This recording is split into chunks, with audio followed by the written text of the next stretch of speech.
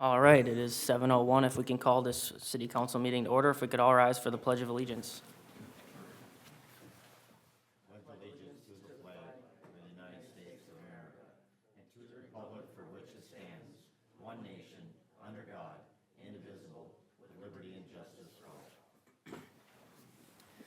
Doing roll call, all voting members are present. We will open the floor to public comment. If there's any public comment at this time, you're welcome to come forward and just state your name and address for the record. Jason?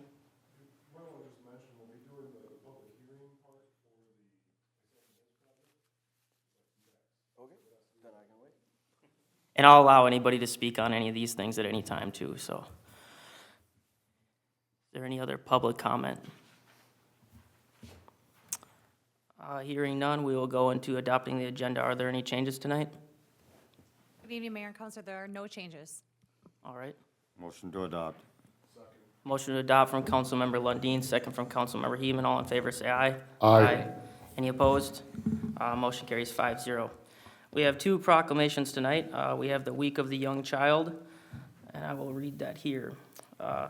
Week of the Young Child, whereas many local organizations in conjunction with the National Association for Education of Young Children are celebrating the Week of the Young Child April 5th through April 11th, and whereas these organizations are working to improve early learning opportunities, including early literacy programs that can provide a foundation of learning for children in Isanti, Minnesota, and whereas teachers and others who make a difference in the lives of young children in Isanti, Minnesota deserve thanks and recognition, and whereas public policies that support early learning for all young children are crucial to young children's futures. I, Luke Merrill, interim mayor of the city of Isanti, do hereby proclaim April 5th through April 11th, 2025 as the Week of the Young Child, and encourage all citizens to work to make good investments in early childhood in Isanti, Minnesota. And then we do have a wastewater treatment award, the 2024 Wastewater Treatment Award. The city of Isanti earns recognition from the MPCA for operational excellence. The Minnesota Pollution Control Agency recognized Isanti for outstanding operations in 2024. To receive this recognition, facilities must demonstrate consistent compliance with monitoring, operations, and maintenance requirements, submit accurate on-time reports to the MPCA, and employ staff certified by the MPCA in wastewater operations. Communities across Minnesota rely on wastewater treatment facilities to stay healthy and well, said Nicole Blazing, Municipal Division Director at MPCA. Operators at Isanti are critical to protecting and preserving water quality, and the MPCA is deeply grateful for their considerable efforts and service to their community. So are we. So we appreciate that. More than 50 years ago, the Clean Water Act established the basic framework for regulating pollution in waters by creating water quality standards to protect drinking water and to maintain healthy aquatic community for animals and recreational uses. These standards led to the development of clean water before it was returned to a river or stream. The MPCA recognizes outstanding water operations each year. Approximately 1,600 municipal and industrial wastewater treatment facilities operate across Minnesota. The MPCA reviewed a total of 676 facilities from communities of all sizes, with only 235 qualifying for the outstanding operations recognition. So that's roughly 1 in 7, doing that math there. So that means that our public works staff is up there in quality. So I'm really happy for that, and congrats on the award. Next, we'll move on to the City Council meeting minutes from March 18th, Committee of the Whole and City Council. Is there any discussion on either of those? Motion to approve. Second. Motion to approve from Councilmember Lundin, second from Councilmember Peterson. All in favor, say aye. Aye. Any opposed? Motion carries 5-0. Meeting minutes are passed. Announcements, special primary election, Tuesday, April 8th, 2025, from 7 a.m. to 8 p.m. So everybody get out and vote. Canvas board meeting, Thursday, April 10th, 2025 at 6 p.m. Committee of the Whole meeting, Tuesday, April 15th, 2025 at 5 p.m. Planning Commission meeting, Tuesday, April 15th, 2025 at 6 p.m. City Council meeting, Tuesday, April 15th, 2025 at 7 p.m. And the Parks and Recreation Board meeting, Tuesday, April 22nd, 2025 at 6 p.m.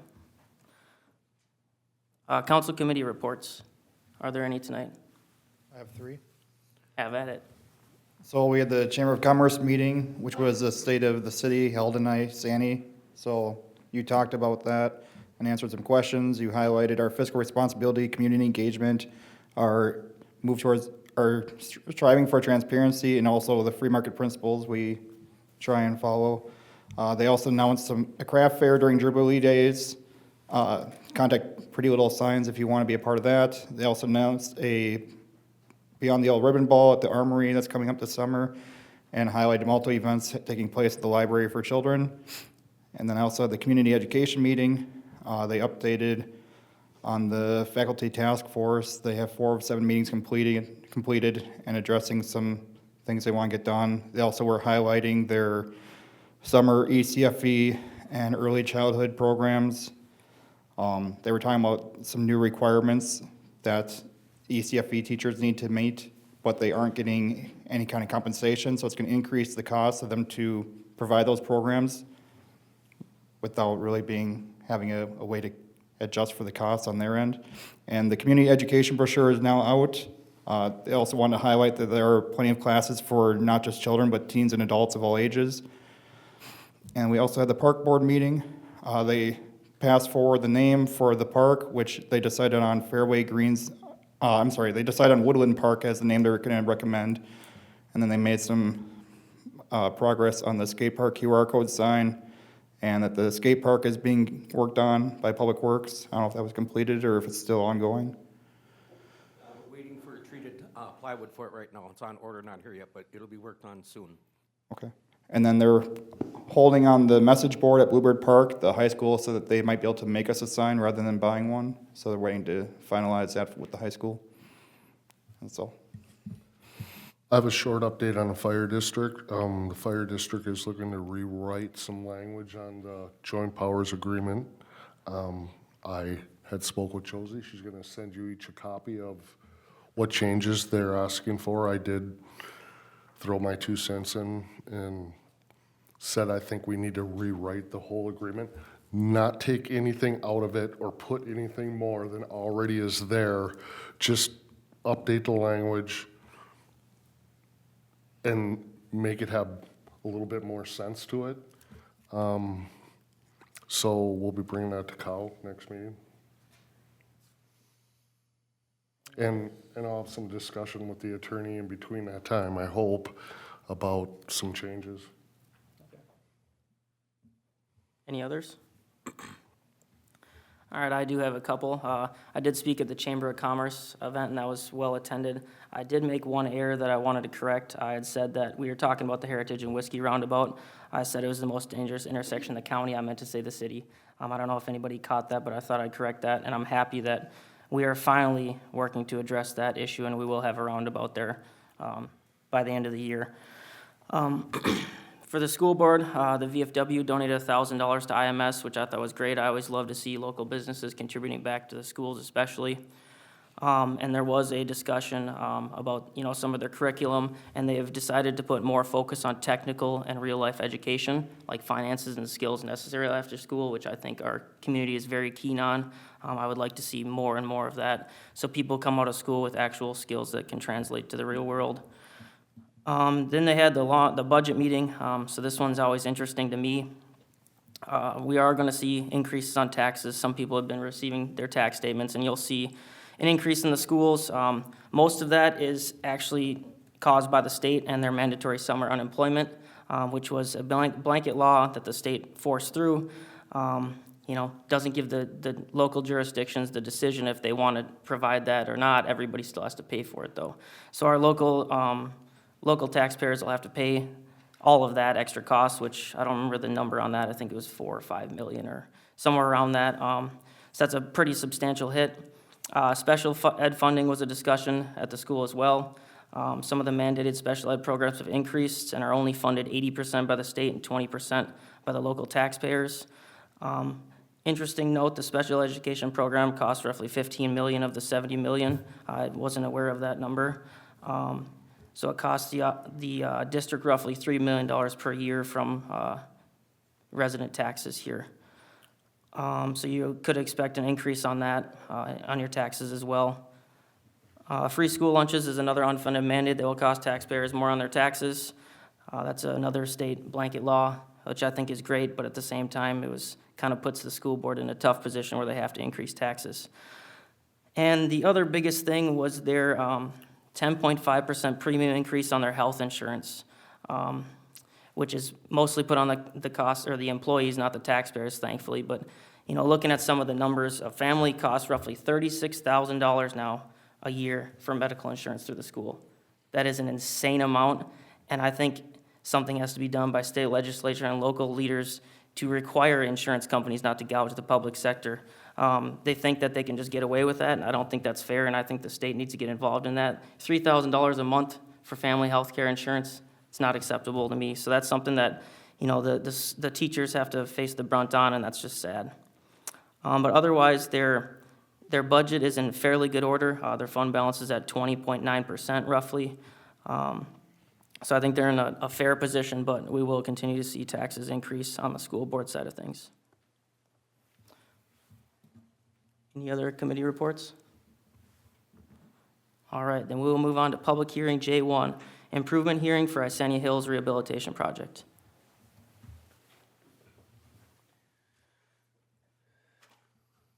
Thank you, Mr. Mayor, members of council. So hopefully this is ready for me. Is that microphone on? Yellow.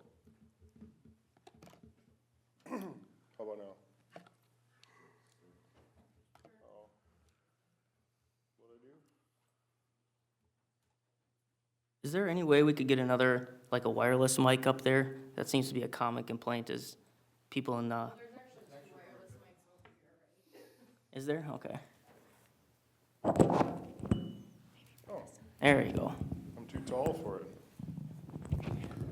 Stick it on your shoulder there. Well, we'll have a lot of people probably, well, hopefully not too many, but we'll have some people coming up. So, this is the improvement hearing for the Isani Hills Rehabilitation Project. We're planning to levy assessments on it, so we have to follow the MS 429 process.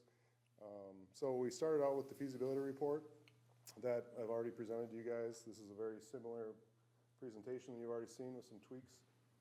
Because we also held an open house last week, got some feedback that I'll relay to you guys here with a few questions for you to kind of make some choices on. And then we'll open it up to the public for any comment, and then we can proceed into the resolutions to move forward, if that is what you guys want to do. So, and hopefully this is kind of a third time for some people seeing this, so I'll hopefully be brief, but certainly, hopefully I don't miss anything and get questions if we skip anything. So the project includes Birch Street, Cedar Street, Dogwood Street, Nina and Marion, as well as a trail segment that we're evaluating as well. So the streets have been rated for their pavement condition. They were found to be in extremely deteriorated condition. I think everybody is aware of that. Turning into more potholes than street. Two of the streets are state aid routes, Birch and Dogwood, so we'll be following some of the process with those. And there is also some fairly bad curb. The concrete curb is deteriorated pretty bad. We'll have to look at having to fix that.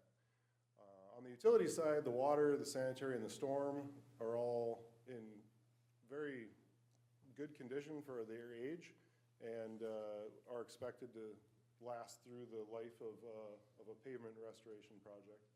So I guess I got ahead of myself, but we're proposing to leave the existing utilities in place, and for the road condition, we found that doing the same project that we did for South Brookview, where we would reclaim the existing street section and blend that pavement with the underlying gravel, remove off that upper surface to just make room for a new bituminous surface, and replace any failed curb and sidewalk panels that are non-compliant with ADA requirements. Two things that I added since the feasibility report for the slideshow. It was in the feasibility report, but I just want to point out Dogwood Street had a resident asking about how to find out how to reduce speeds a year ago. When we talked with them, we said that, well, this project's coming up, and one of the best ways we've found that actually has an impact on speed is to add striping and make the corridor feel tighter, as well as removing parking so that there isn't any of the blocked visibility for kids crossing and things for safety. So to do that, we would have to do no parking on both the north and south side of Dogwood to fully follow that setup. We discussed it at the open house, and I did go back and evaluate if we could shift it to one side and still have parking on one side, and we could. We'd have to, because we're gonna reclaim the road, instead of having that crown, you know, like any standard road would just kind of have a high point in the middle, we would shift the crown over 2.5 feet, and that would be the new center line point, and we'd be able to leave room for parking on the south side. That may not be, you know, as safe as this current plan, but it is an option. At the time, we weren't sure, so I had to go back and do some measurements. So that is one of the few questions that I'll have for you guys if you do want to make that modification. We have a no parking resolution that we'll have to pass later, and if we want to allow the parking on the south side, we could just modify that then, or proceed with this game plan. I'll get into some of the feedback we got at the open house near the end of the slideshow when we kind of can discuss some of those options. Otherwise, Birch Street for width is also going to require no parking on one side, but we're not planning on doing the striping that we just are thinking about doing on Dogwood. That's the wrong button. There we go. For the trail, the original plan, or the existing trail is very squiggly. That's a technical term. And it's in a failed condition. So we're looking at doing two different bidding packages. One where they would remove the trail and straighten it out. That would make snow plowing and maintenance easier, but you know, the actual act of straightening it out isn't necessary to make that surface, you know, corrected. And so we also are going to bid it with a straight overlay to, you know, compare price and see if it's significantly different and whether it's cost effective to actually go about straightening it. But that's the two different bidding options that we're looking at right now for the trail. There it is, straightened out. And then the sidewalk, the original concept, there's a segment of sidewalk that's missing on Birch, half a block east of 6th Avenue. The original concept was to just hold the same boulevard that would go straight across the fronts of these yards. It would have had to take out 3 trees and I guess impact the driveways even more significantly. After the original meeting, we reevaluated if we could push it over. We found this concept to work without having to take out trees and still, you know, fit into the driveways. Admittedly, the driveways are already have a reasonably steeper slope to them, and so adding a sidewalk that has to be relatively flat just to meet sidewalk ADA standards, it would make their driveways, you know, even steeper than they are right now to be able to make room for the flat piece. And obviously it'll be disturbing their front yards and how to tie in to their yards. And I guess as noted, the 2 residents that live specifically there were opposed to adding it. And in the few slides later, I'll give the feedback that we got in the rest of the open house. And then another element to the project, the Anoka Conservation District did an evaluation of the whole city, had identified this area in yellow as an area that could benefit from adding rain gardens. Each of those green triangles is a possible rain garden location. We brought that to the open house and sent out letters to everybody and ended up with 2 residents in those green triangle locations that actually were interested. And we'll discuss the rain garden item in a minute. This actually is an old slide now. I believe in your packet is a comparison on rain garden types.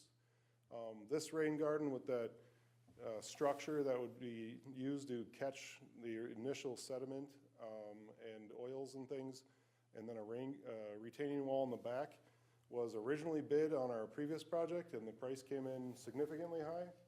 And so we've modified it to not have either of those types of elements, and essentially it would just turn into a curb cut with a depression with some mulch and, minor plantings. And so, yeah, so since we're talking Reagan Gardens, we'll start with that. The two respondents that would fit that criteria are interested in having one, but we weren't able to talk costs. And that is one of the items that we're gonna wanna talk with the council here and see which direction we wanna go. That wouldn't be an assessed cost, but the current rain garden city policy is there's just a cost share to a maximum, I believe, like $500. That, the question is just, would we just hold to that policy and the resident would be responsible for that extra cost? Or would the city pay the full cost, but still turn over the rain garden to the resident to own and maintain moving forward? So that is a question we kind of want to have answered so that we can get back to those couple residents and see if we do want to proceed with those on their property or eliminate it. Technically, there doesn't need to be decided today, in that we could go out for bids, get what the actual price turns out to be, and then make that decision. But obviously, the earlier the residents can know what direction it's going, the better. Can I ask you a question quick on that? So, is there a possibility for a resident to do their own rain garden if they so choose, and then just get the $500 rebate? If they're not happy with this, or they want to do something more specific, would it be possible for us to do the curb cut for them, and then they do their own rain garden, however they decide? Sure. Okay. Yeah, I mean, currently, the current policy is, it's completely their choice. They can pick whatever rain garden they want. I mean, they have to submit it, and we have to approve that it meets a rain garden criteria. But we can pay half of the cost up to $500 of whatever it is they do that meets our criteria. So prepping it, is easy enough to do. We already have spot repairs that would be, or curb replacements that we'd be planning, so we'd be able to, do something along those lines, So that would be a third option potentially for them. It's either they do it the way that we have designed, or they don't do it at all, or they do it how they could maybe choose. Sure, and Okay. then, and some of that would come down to whether, the city's paying for all of it. Or Right. a portion of it, or, whatever. I just want to be clear about that ownership side. In the end, it would be theirs to own and maintain either way. So for this slide, I got one more respondent today. So we have 19 questionnaires that were completed. We asked a variety of questions like, do you have a dog fence? Do you have sprinkler heads? Things for us to kind of be aware of when we're doing the project. We also asked a few that I wanted to bring to your attention on some of these items that are kind of open for decisions to be made on how we want to proceed. So that sidewalk segment on Birch, out of the 19 respondents that added one, there are 7 in favor, 5 were opposed, which leaves, somewhere in the order of 7 people just left it blank or didn't have an opinion. So we currently have that in the plans. We would be able to go out for bids and get pricing before we'd have to really make a decision, but same idea, the earlier we can make a decision on the plan, the better, just for understanding of what's happening. The next question was, there's a yield sign at Nina and Marion. Just the question of, are we want to put it back, or should we switch to a stop sign? 7 people now have said, yes, let's switch it to a stop sign. 4 were opposed, and everybody else didn't have an opinion. We did actually leave a yield sign in place on our last project, South Brookview. It was the exact same thing, posed the same question, and that one, everybody said, leave it. So that one does still have a yield sign, but it's not a traffic legal issue. It's more of a, what do you guys want to see there, or for consistency in the city. We talked rain gardens already. Then that topic of no parking on both sides, we also already discussed, but we would like to have some direction on that, because that no parking resolution does have to be passed and submitted with our state aid plan submittal package, which technically already did get submitted as an unsigned version to get state aid reviewing it, but we'd need to make that resolution adjustment today to keep moving forward with that piece if we're gonna try and shift that. And I think that is about it. Oh, yeah, costs, of course. We've all been through this, but here we go. So, I'll try and make it even quicker. The total project cost is 1.2 million. Of that, the street improvement cost is just over 1 million estimated. Our assessment policy is 25% of assessable costs came out to $266,000, whereas 75% of the cost would go to the city, which is about 800,000, and about 400,000 is state aid eligible for the city to cover some of their cost. For that trailer replacement, we're looking at our estimate of about 76,000 for that full replacement and straighten versus about 20,000 for an overlay. And then that sidewalk infill half a block is estimated at 60,000. So for the assessment topic, of that $266,000, we're looking at applying an adjusted assessable front footage as the means of distributing that cost. And so it came out to 11,566 feet of adjusted front footage to distribute that cost over, which comes out to $23.02 per foot of that adjusted front footage. And I do say adjusted, I think we've had a few questions. Our policy makes adjustments based on lot size or shape, more specifically on whether or not the lot is a nice square shape versus a front is significantly wider or narrower than the back of the lot. So there's some adjustments that are made to make it a little more uniform on how it applies to people. As well as corner lots have a significant adjustment on their side lot versus their front lot. And that's all factored into to those assessment numbers that we come up with. So with all that said, there's 129 parcels. So generally it averages out to about $2,000 per assessed parcel on the assessment roll. But that final assessment is going to be based on actual bid prices that have been accepted and the actual costs incurred. So, you know, these are estimates that are usually established as the cap, and once we get to that end, we're just hoping that it all comes in less. And then otherwise, these two sidewalk and trail elements are not on the assessment plan and not included in that amount that's covered, just because that's the assessment policy. And then that topic of how we want to handle the rain gardens wouldn't be on that assessment as well. So here we are at the improvement hearing. We'll open this up to the public to comment. Once that closes, if you choose to proceed, we would need to authorize the project in one resolution and then approve the plans and call for bids on another resolution and ban that parking on those segments of road on another resolution. All to just follow this open house or public hearing. Right now, the game plan would be to open bids at the end of the month, April 29th, and then have it available for construction to occur anytime throughout the entire construction season, really, estimated to start in June. I don't expect it to take more than 3 months, so they may not even start until August or later, but they may start right away. We'll make that available so that we hopefully get the best prices.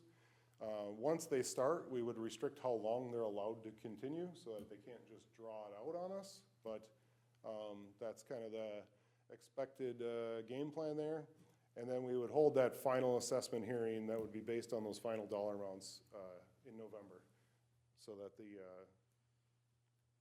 actual assessment would be able to be levied on the next year's tax roll. So, with that, if council doesn't have any other questions, I guess I would recommend to open it up to the public hearing. I have a quick question. So the rain gardens are completely an optional thing. They're not mandated by the EPA or MS4 rules or anything. It's just an option we can do. on our own. Right, so the Anoka Conservation District evaluated, because we kind of have a variety of different points that our storm system goes directly into creeks, streams, Right. wetlands, on how they felt we could improve that water quality. Sure. And this is this region's recommendation. It's not Okay. a requirement, it's not a mandate, it's something that could be done to improve water quality. Sure. Would the curb cut on that be a cost associated with that, or is that just built into the project, so that's not a cost associated? Right, so those costs that I gave you on those two concepts and what I would consider the cost for it would be not including the curb, because we have other pay items that are for the curb. Okay, And so the curb quantity that's, accounted for would include doing that curb work. Yep. When you say improve water quality, was there any metric that we were not in compliance with, or is it purely, they didn't test anything, it's just this would make it even better? Right, so this is just stormwater runoff. Yep. So it's not a compliance thing really, it's just we wanna try and catch sediment and salts as much as we can to try and improve rivers and streams. But they didn't test our our runoff to see if we were having any problems, it's purely just based off of this would make it better regardless of any test or assessment that was done? So that their entire report is in the feasibility report. I admit, I'm not 100% sure if they did any tests. I think they may have done a variety of spot checks, either on the river itself, to know that it's worth doing the evaluation, but I admit I don't know that they had a specific one on, this region's discharge point. I wouldn't think they did. I think it was more just the river's condition versus, city salt use and trying to do something about it. You may not know the answer to this, but are there any ash trees on any of those, in the boulevard on any of those streets? I don't know. I would assume there are, just on how they're distributed throughout the city, but Okay, I'm not aware All right. specifically.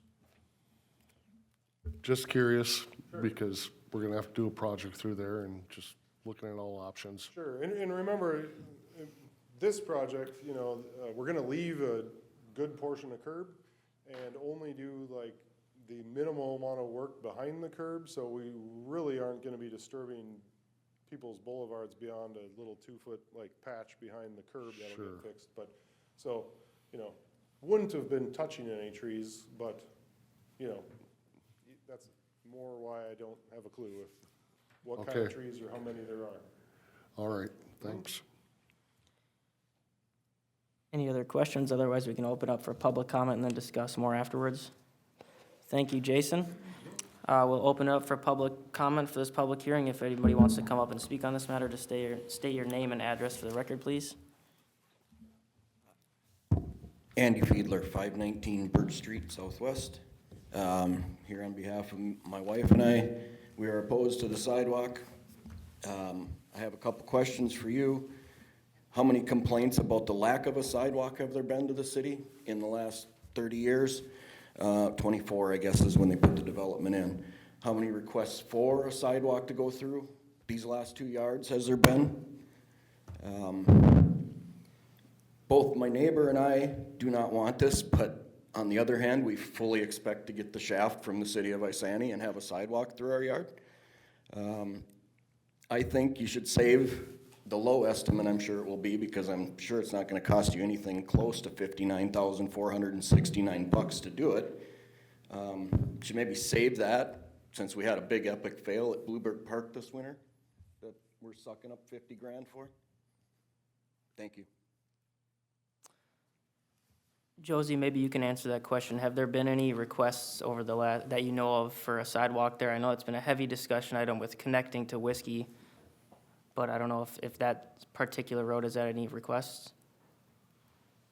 Mayor and council, I know that there have been discussions about sidewalks in that, area, like off 6th Avenue, but specifically here, I cannot recall any that came directly to me. Okay. Is there any other public comment? Oh. Just state your name and address for the record. Thank you guys for coming up. Janet Ross, 509 Enos Street, Southwest. A couple of questions and one comment. George, there are ash trees in the neighborhood. They're right across the street from my house, so there's a number of ashes. One question, why are they not doing the entire bike trail? It's what, another maybe 1,000 feet? Why are they only doing a portion of it? Because it's gonna stop pretty much right behind my property. And it's cracked and there's other things that are not quite right with the bike trail all the way down. The other comment is, instead of having a yield sign at Marion and Nina, I believe it should be a three-way stop. I watch traffic go up and down that road like their foot has landed on the gas pedal and doesn't know what the brake is. And there are small children that play there all the time. And I'd hate to see somebody get killed. It's gonna happen. Thank you. Jason, can you answer the question on the bike trail section that you had asked about? Yeah, so just like where the sidewalk starts and heads east on Birch is the same line that the trail was built to, and then that development that built the rest of that trail is newer.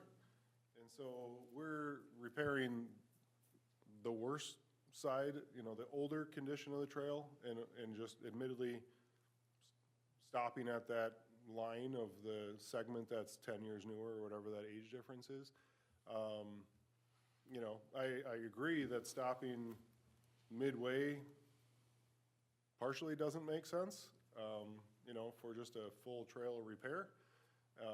And maybe a concept would be if we went with the straight overlay, we could continue it to the end. But that segment is just in a better condition than the rest of the segment that we're looking at. Could we price that for both, just the section we've previously discussed, as well as a price option for the full? To see if it's, if it's feasible, if it's better for us to do it all now, is that something we could do a dual type of thing on? So, are you asking to get the To see the cost more of, costs? a cost of doing the whole trail versus just the section that we had already discussed? Yeah, I guess we're already at about 4 different sub-alternates. Each little segment is gonna get a little messier for the bidders, but I guess in my mind, we would bid it with the 2 different scenarios that we already have, and then we would be able to know, like, the cost per foot that they gave us, and we'd be able to extend that, because these are unit price projects. We'd be able to just make a change order that says, okay, we're gonna add X square feet of trail, to finish this out at the unit prices they bid, and we would know what it's gonna be. Do you think there's enough trail there to see an economies of scale on doing a bigger project for a quote, like a per foot savings or is it still not enough to really make a No, huge difference? It's only like an 800-foot piece of trail that we were leaving. Okay. So it wouldn't, I don't see how it would change the unit price. Okay. And then Go ahead. on the three-way stop, that would be just putting a stop sign there, correct, instead of the yield? Currently, that's the plan, yep. Okay. Yeah, it's not a 3-way condition, As usual, I don't recommend adding extra stop signs or changing conditions, but, that's again, your guys' call. I'm not opposed to these backside streets. I'm not opposed to stop signs on them. I'm not either. I'm gonna be honest with you. One person gets hurt, one car crash, whatever. If it solves that problem, I'm not against that idea, but that's me personally. Just, that location is just a cul-de-sac there, so, that'd be 3-way stop for just the 6 homes or whatever. Okay. The only question I got for you, Matt, on that trail, something just keep in your mind and think about it, it doesn't need to be answered now. I would like to know how much savings there would be by straightening that trail over the life of that trail. you know what I'm saying? By straightening it for plowing, preparing yards, kind of put that in your head and think about it, something to come back to. Because, I mean, that's gonna weigh, it's 20,000, but we would spend 50,000 or more fixing driveways or yards and plowing time. I mean, that's just something, you know, we gotta put an effect too on that. So just something for you to think about. Doesn't need to be answered now. Good point. Was there anybody else that want to speak on this? Cheryl, come on up. State your name and address for the record, please. Thank you for coming in. Cheryl Davidson, 512 Marion Street. I talked to you at the open house, and I just needed a couple clarifications, because I actually looked at my curb. What is the parking going to be like when that, I mean, am I gonna be able to get in and out of my driveway while that curb is being repaired? Because almost the whole curb's gone. Sure, so, I guess I touched on this in the open house, must have been with specific people, but that is a specific item that we are gonna have to be aware of. Concrete, once it gets poured, has to cure for a week. And so if we're doing the curb through your driveway, that would be the only time that we would really be expecting to block access to your actual garage and driveway, is you'd have to wait that week for the concrete to cure. And so we'd give plenty of notice to let everybody know. We would coordinate getting, you know, say you have a trailer or something that you may want to use that week, we'd help coordinate getting that out, you know, making sure you've done that before we come to pour concrete. And then you'd be able to park right in front of your driveway for that week, but you wouldn't be able to literally drive onto your driveway for just that week. The rest of the work is kind of in short, quick segments, the way the work's gonna happen, so we don't really anticipate entirely blocking access to your driveway or use of your driveway, besides, you know, the partial day, short windows of work as it passes by your property. But that concrete curing piece is the one, and that still is only if we have to do the curb literally in front of it through your driveway. Sure. Yep, we have a lot of planned curb, or to be replaced, like, there's a lot of bad curb, we understand that. And I guess my second question is the assessment, and this probably can't be answered real thoroughly until after November. But it's my understanding, that it will be going on the property taxes. Is there another option? I mean, what is the difference? We had talked about just coming in and paying the bulk amount to keep it off the property tax. What is besides not having it on there? I think you had mentioned there was like a payment, there was something going on. Sure, so, that's, yeah, good question on how the payments work. So, in November, when we have that final number, we'll send out individual letters to everybody that has their exact dollar amount and the, you know, their property identification number and the owner's name and the official, like, this is what is going to be filed on your tax roll starting, you know, the following year. You have a 30-day window to just pay that outright, and then you don't have anything go on your taxes, you don't have any interest payment, you're just done. If you don't, it's a 10-year payment plan is the city's assessment or, policy on a street reconstruction project for how many years the payment program would be. And the policy is that the interest rate would be 1% above the city's prime rate that they have to pay. I admittedly don't know exactly what the city's rates are right now, but given how rates are in general, I'm gonna assume it's somewhere in that 8% interest rate range.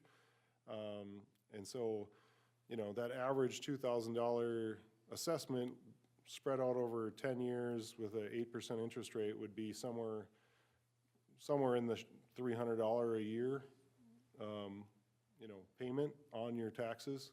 It just, you know, it's just directly one of the lines on your tax roll, you know, amount. And it just, yep. My thing I wanted to clarify is not only are we being assessed for that, but then we're gonna be paying interest on that. Right. Is that what I'm understanding? Right, yeah, I mean, At like 9%? yeah, So, I mean, I guess the validation on that is the city has to take out that loan to give you the ability to pay it over 10 years. Like, they're essentially have spent the money because the project happened. They had to pay the contractor when it happened. And they're having to take on that, loan, and then they're, making that a option to spread that out for you. And the only add-on beyond what they incurred is that extra 1% for management. Okay, and then, you had said something about like a $400,000, you said that might come off of the city's fund, like a county. Oh, sure, the state aid. Yeah. Is that gonna be passed on to the people being assessed as a savings? No, that's like a citywide state aid system, and so that would just cover the city's, citywide costs, and so that's why it covers So we're their, taking off the loan they're getting, so wouldn't that make it easier on us? well, that's I mean, already, I'm just trying to Sure, understand, I'm not sure. a financial master, but No, I'm no, just, trying to figure this out. so essentially, the loan, if they're, however they fund it, would still have to be that assessable amount plus whatever is left of the city's cost. So whether or not it's the full project cost or $800,000 because $400,000 is covered by state aid, it still is a loan and still has the same interest rate. So, Okay, so we'd still be assessed at the same. yeah. Okay, I just wanted to clear that up, thank you Sure. very much. So if I could sum that up quick, if the average the average assessment costs roughly $2,000, we say, and if you decide to take a 10-year loan, it's gonna be roughly $3,000 out of your pocket by the end of the loan. Rough math. Yeah, I mean, And that's very typical with all assessments, correct? I know that's the city policy, and across the state, you work with a lot of cities, that's pretty typical as well. oh, yeah. Okay, and I just do want to clarify that the city is not making money on that interest. The city has to take the money and pay the interest, so they're just getting their interest back. I Yep, never said they were, I just Sure. wanted to know what the expense was gonna be incurring for us. sure. So if you can spend the money, it's going to save you money in the long run, but obviously it's a little bit harder. Is there an option for them to maybe start with the payments, and if they can come up with the money, pay it off early and save the interest payment? Yeah, I believe every year they could choose to go Okay. to the county and do that.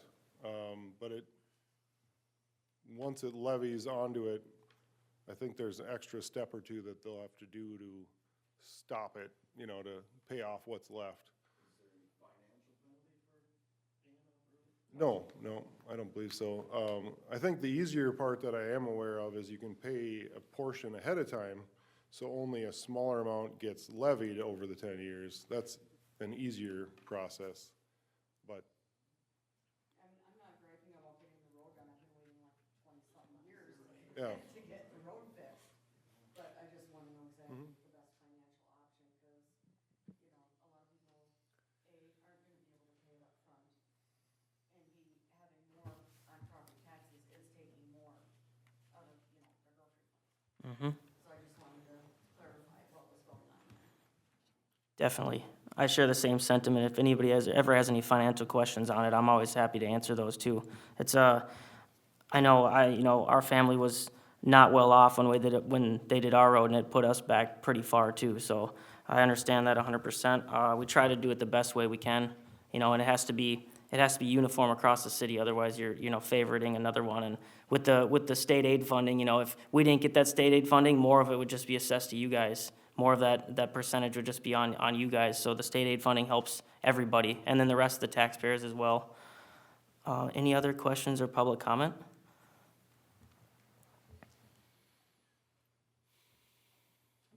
Janet Ross, 509 Nina Street, Southwest. I do have one question, and it is, when you go to replace the curbing gutter, will that be taking some of the driveway out at the same time, or will it maintain? And the reason I ask this is I just had my driveway replaced 4 years ago, so it's brand new, and I'm gonna be really pissed if I've got cracks behind that. Sure, so, again, if the curb's bad enough to need to be replaced. Oh, it is. Yep. It's over half missing, so. We would usually plan to do, a strip of the driveway behind it. So basically from the crack that's at the end of my driveway, they'll replace from that down? I don't know where your crack is, but possibly. It's bad. And you're probably gonna be replacing, I would say, at least 50 feet of the curbing and guttering in front of my place. It's that bad. They filled it in with cold patch and it sucks. Yep. So Exactly. Jason, the best way to explain it, how far are you gonna come from the backside of the curb up the driveway? 10 feet? 5 feet? 8 feet? 2 feet? So if it's a bituminous driveway, it's likely to be like a 5-foot wide patch along the back.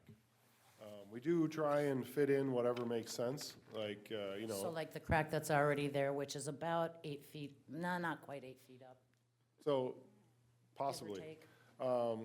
Concrete driveways that are newer, we try and pull the curb off and not have to do the driveway, just for not having to have a patch in a different color, and, nobody likes a patch, no matter how, no matter how new it is, it's just different looking, and it's, and so we try and avoid it, but bituminous driveways usually don't hold up, or we try and pluck the curb off and chunks come out, so then we have to just saw cut a line to clean that up, and that's usually about 2 to 5 feet, and then whatever is reasonable for an adjustment. My next question is, right at the corner of my driveway, I have landscaping, and is that going to be replaced, or is that going to be on me to replace that?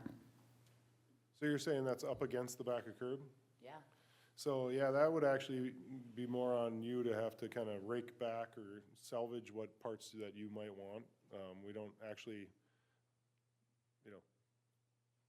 that's a private thing placed in a right-of-way that's actually not supposed to be there, so we don't really, So let's make the city look nice, but not replace it Sure. when they tear it apart. so, Gotcha. so we try to work with it to minimize impact, but yeah, if there's something that you would wanna, So I want to save, so then the garbage pad that I put in 20-some years ago will get ripped up because it goes right up against the curbing.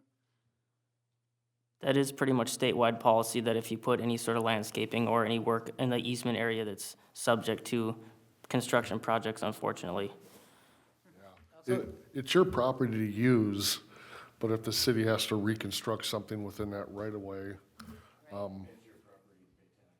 Exactly, I pay taxes on it, and then they tear apart, and I have to pay more taxes. But then the rest of the people have to pay more taxes to pay for a choice that you made. So it's a hard, Right. Same with the trees that are on the boulevard and removing those and things of that nature. So this answers a lot of questions for me as to how this is gonna go. It should be interesting. any other public comment?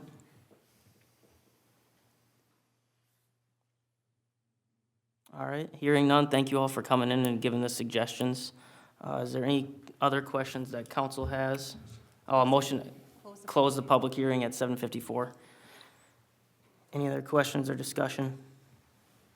I'm sure there's gonna be a lot. Do we want to just take it, piece at a time? You had that slide up there with, the survey responses. If we could just look at that and then decide piece at a time, I suppose.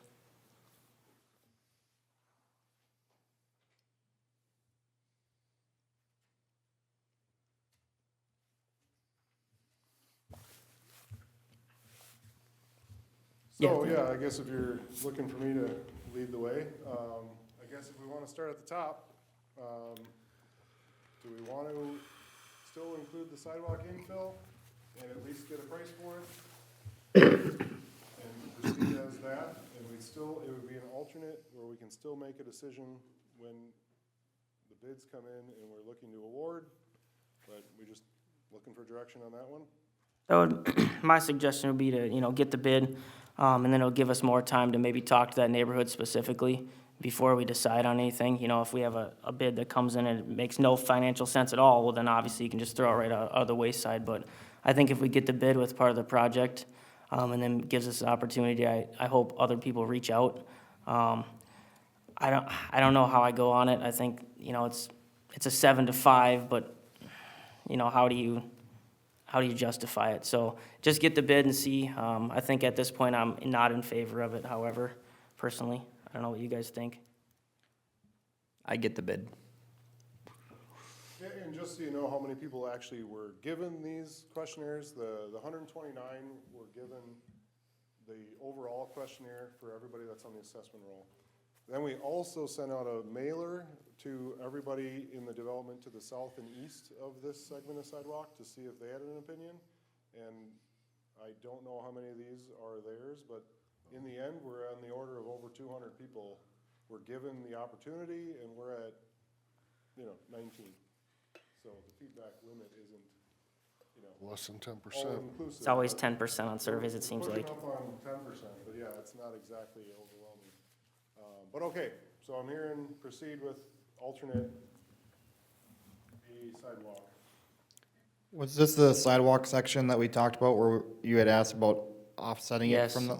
because it was gonna remove 3 trees in the current location. I think it's silly to have a sidewalk that far off. Then you have, if you have a sidewalk 10 feet off the street, then the people are losing 10 more feet of their driveway for no reason, So this would be the section that, how far did we decide to move it, like 2 feet or 3 feet? I don't remember. We have it on the back of curb for 3/4 of it.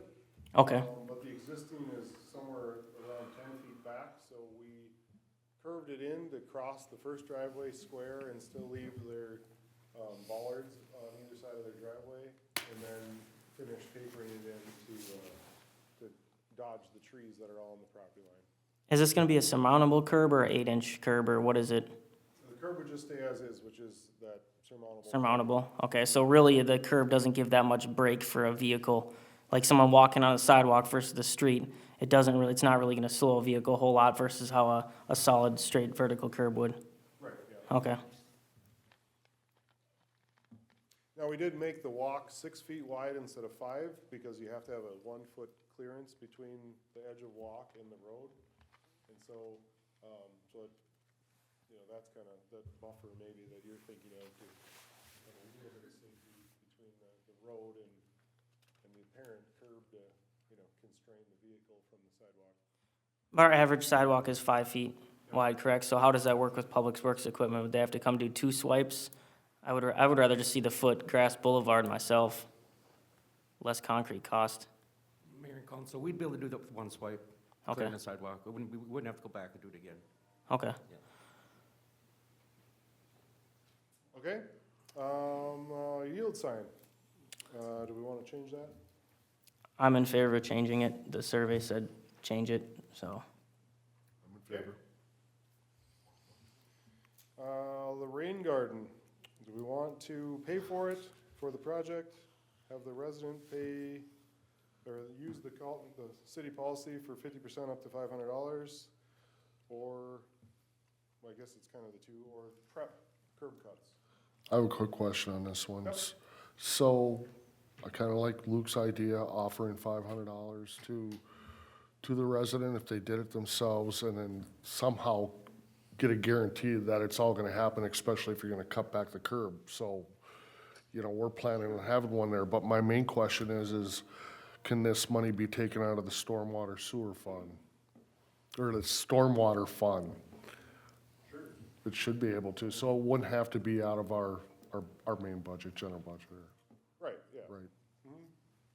Okay.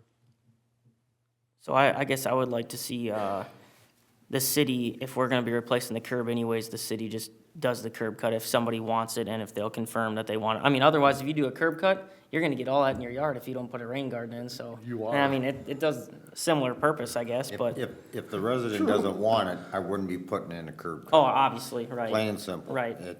If the resident wants it, we have to see if they really truly want it Right. at that rate. So, as far as I'm concerned, just X-nay it, and we'll have to go from there.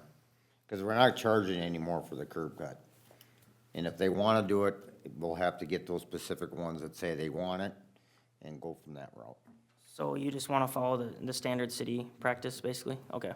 Yep. That's where I'm at with it too, the $500 rebate potential option. It's the standard we've done, and we did increase that. That used to be like $200 when we first got on. We increased that a year and a half ago, I believe, to 500, so. And still don't think we've had a taker. But yeah, I can reach back out to those 2 residents and say, we can get that curb cut to cover that cost, you know, in part of the project, because that would have been factored in. If they kind of sign some kind of agreement that they'll take over, you know, do a rain garden and take it over. Otherwise, we would not put the curb cut in if that's not in place. Otherwise, you know, there's 16 or so of those green triangles. Right now, we're only talking 2 as it is, just from the feedback, and I don't expect to get more added. You know, one thing, Stephanie, have we had any failures with our stormwater runoff with MPCA? We've had our regular illicit discharges. We haven't had an audit again since 2021, and our reports haven't been due because they're changing their system. So we expect to have an update on our reporting hopefully this year. But most of those illicit runoffs were due to new construction. Construction-related incidents or illicit discharges related to like a spill or something of that. Yeah, and that's something that we're not gonna be able to control. As even far if- as the rain gardens impacting our reporting, it would be a positive. We would report on that, saying we did, use the rain garden program or implement more rain gardens throughout our city. So we would report on that. But if I'm not mistaken, wasn't the rain guard program, it was $500 and the city took 50% of it. So it was, basically, the city was only covering $250. We cover up to $500. Up to 500? Yes. Okay. It was 200, I believe, when I got on. Sorry, go ahead. Oh, the project could be 1,000, we were gonna pay 500. Okay. So, I mean, I wouldn't, you know, if you went to some of the other ones in that area and said, hey, we're gonna give you $500 for you to do a rain garden, but this is kind of what you have to do. And if you can meet that, you know, we can do the curb cut. Otherwise, I wouldn't, I don't want this part of this project. Otherwise, yeah, I think it should almost be under contract. Let them know that, hey, they have to maintain it. If they don't maintain it and the city has to maintain it, then we're gonna have to assess their property. I mean, that's basically the way yep, I'm and looking at that's it. what they have to sign to enter into that Sure. rain garden, you know, cost share. So it Rain would garden be that, incentive program. that incentive, yeah. So we'd make, you know, we'd have that signed Okay. before we put that curb in, and then it's got it all laid out as to Sure. what it has to be like and all that. I think I'm still hearing I probably would include getting a price for the rain garden as we have it Yeah. laid out, in case it's just, you wanna have them do this, here's the cost. I think you should probably get them a cost. When you send them that information, they're gonna wanna know the cost before they sign anything, obviously. Well, it's gonna cost them anything other than $500. So, Right. I mean, if they could do it for under $500, they're money ahead. So, I mean, let's. The way the incentive works, you can only get 50% of your total cost. So if you spend 1,000, you can get 500. If you spend 800, you can get 400. Sounds good? No parking on both sides of Dogwood. That one, that is a hard one, someone at the public hearing asked about, what happens if I have people over and they don't fit in my driveway? Well, you're gonna have to tell them to park in their neighbor's driveway or their yard or 3 blocks away. So to me, 3 out of 3 residents, I appreciate that they don't want any parking, but what about the rest of them? So I think it's a hard sell for me. I do like the idea of shifting the center line because that allows people to park on one side of the street and it still does the traffic calming lines that we had talked about, which was the main reason for this, speeders on that road. Yeah, and in residential areas like that, you can't have no parking on both sides of the street. I mean, impossible. people have companies, parties, graduation parties, and, yeah, in this case, they'd have to park quite a few blocks away. We gotta find some happy medium here. Sure. I mean, we do have the no parking on a variety of streets in this exact way, residential streets, and I don't know that we've actually had too much feedback In old construction or new construction type scenarios, because that's a little different in I this guess I just town. specifically know, we went through the same process in downtown right here on First and Elizabeth. And those are all, and maybe Third right in here, when we did a project in about 2011. And those have all been posted, no parking on both sides since. And I don't know that we've had specific feedback on that, but People do still park there occasionally. with the parking problem. It It is all surmountable curb, so, you know, I don't know what the rules are, but, you know. Right. So, sounds like shift it and allow parking on one side? Up to you guys. We're a vote of 5 here, so. I would hold off on shifting it just because if people do have a problem with the no parking, then we've shifted the road and it's gonna be stuck that way for quite a while. So what do we do? What do you think we should do on Well, it? it's shifting it, but parking only on one side. I It's not understand. no parking when the shifting, if they don't shift it and leave the crown in the middle, it's no parking on both sides. If they shift it, it's parking on one side only. And if it doesn't work out with that, and we need to go to no parking on both sides as another element, we can just add no parking. It'll just have space for parking and it'll be signed accordingly. And this is one of the decisions we did not have to make today? No, we do need to get the no parking resolution, to state aid. I don't think there's any way we can take parking away from that whole street. There's no way. We're gonna hear so many complaints about that. I'm not in favor of it. I think that's a compromise. You know, we had how many people come in asking for traffic calming or ways to slow down the speed on that street. You know, so we're trying to appease those people with the speeders, and then also we need to appease, you know, the residents. So I think it's a good combination of both. You know, obviously, nothing's ever perfect, but And we have changed the speed limit to 25 through there since that resident complained as well, so. right. Yeah, I don't know if that worked. I don't know if it did either, but we're just making elements.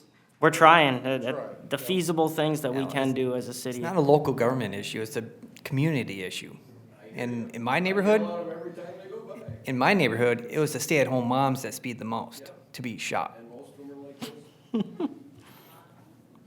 Yeah, I walk my dog around the whole neighborhood, and on Sixth especially, they don't cross the road ever until they're past me. I wave them through, because 9 times out of 10, they'll get halfway through the intersection, then see me.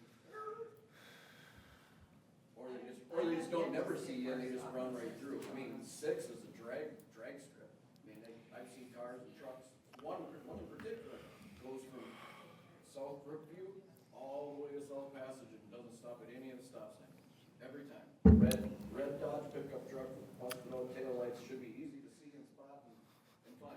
Travis, you hear that? Exactly what I was. Thank you.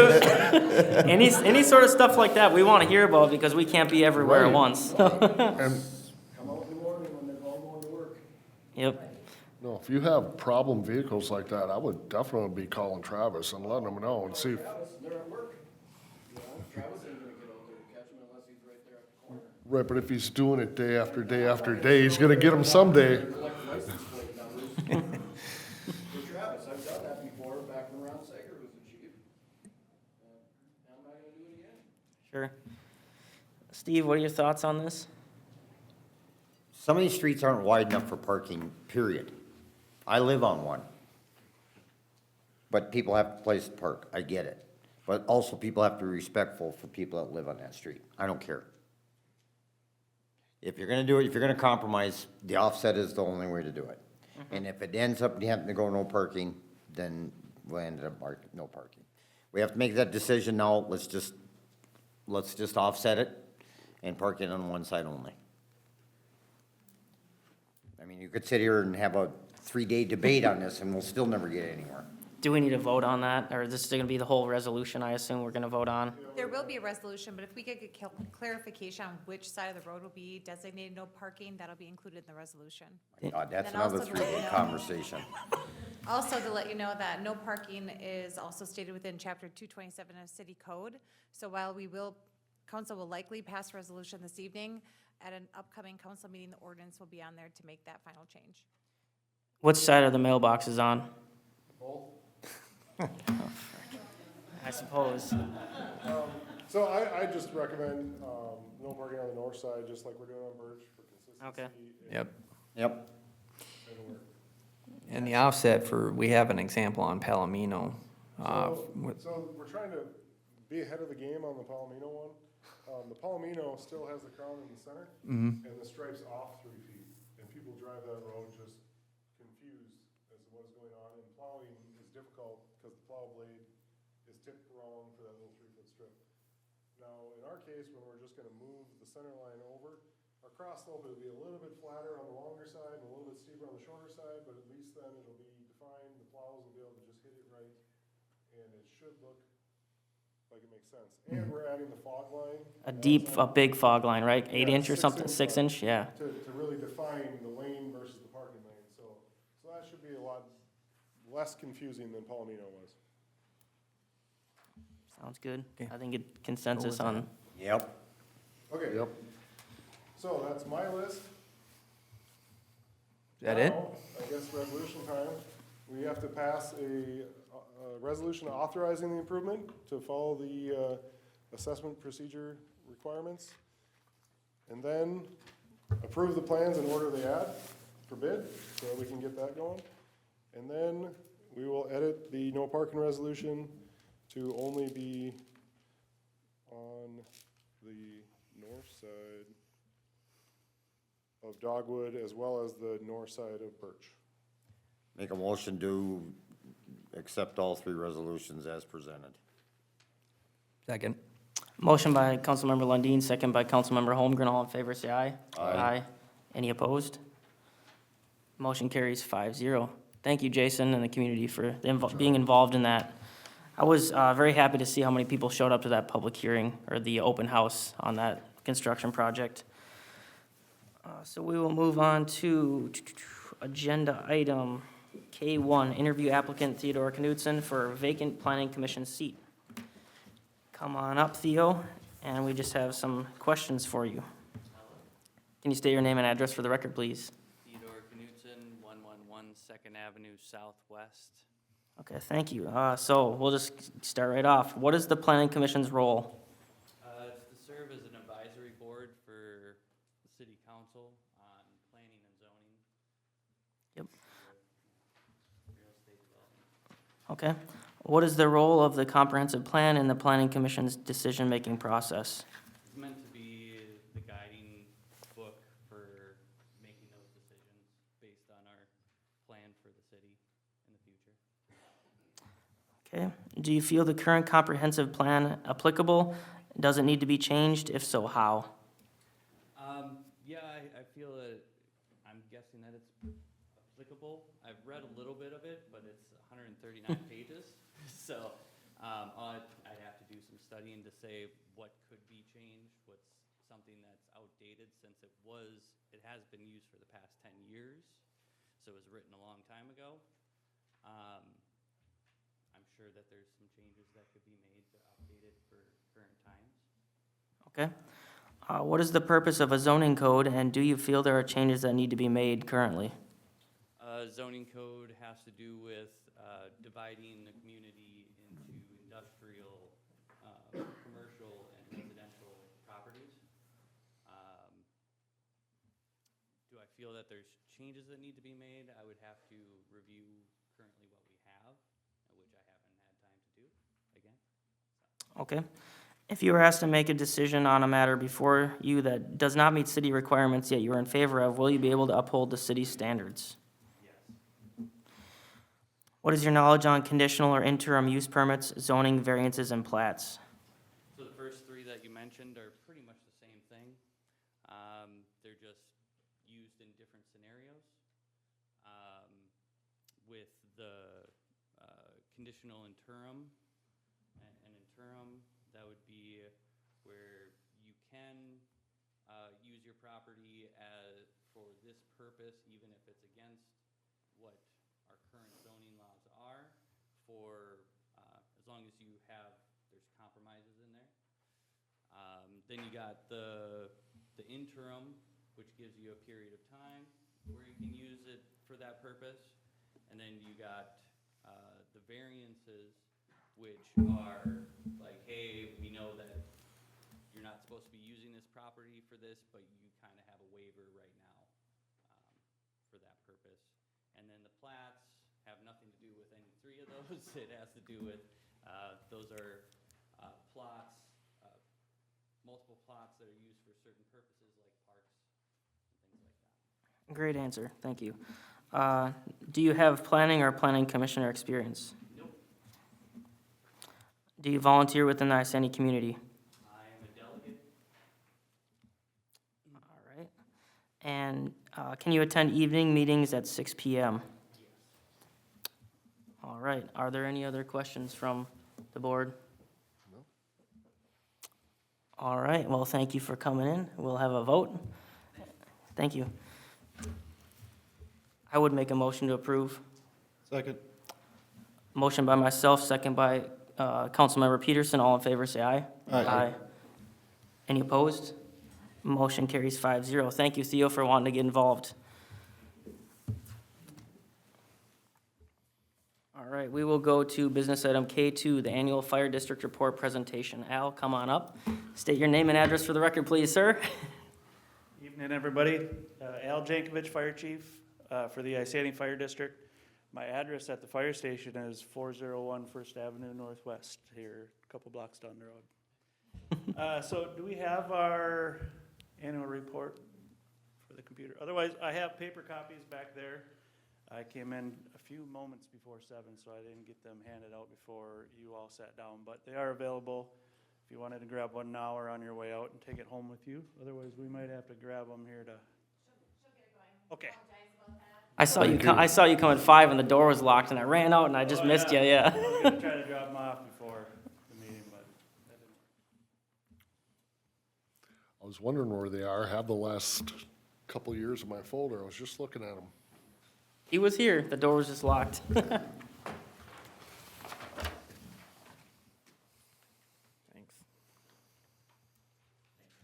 Thanks for handing them